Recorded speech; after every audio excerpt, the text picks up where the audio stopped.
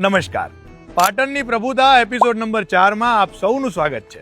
આજે આપણે જાણીશું કે પાટણની સ્થાપના પૂર્વે એવી તો કઈ ઘટનાઓ ઘટી કે જેના લીધે પાટણની સ્થાપના થઈ. રાધનપુર નજીકમાં પંચાસર કરીને એક રાજ્ય હતું કે જ્યાં રાજા જયશિખરી ચાવડા રાજ્ય કરતા હતા.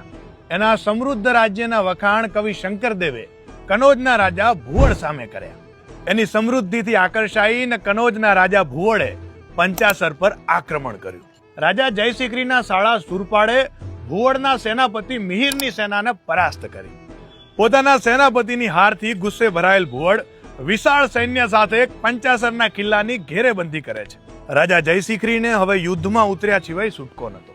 માટે પોતાની ગર્ભવતી પત્ની રૂપસુંદરીને પોતાના સાળા સુરપાળના હાથોમાં સોંપી અને પોતે યુદ્ધ મેદાનમાં ઉતરે છે, વીરગતિ પામે છે. અને આમ કન્નોજના રાજા ભુવડે પંચાસર કબજે કર્યું. પરંતુ ગર્ભવતી રાણી રૂપસુંદરી અને સેનાપતિ સુરપાળે જંગલોમાં આશરો લીધો ભાવિ રાજકુમારને બચાવવા માટે.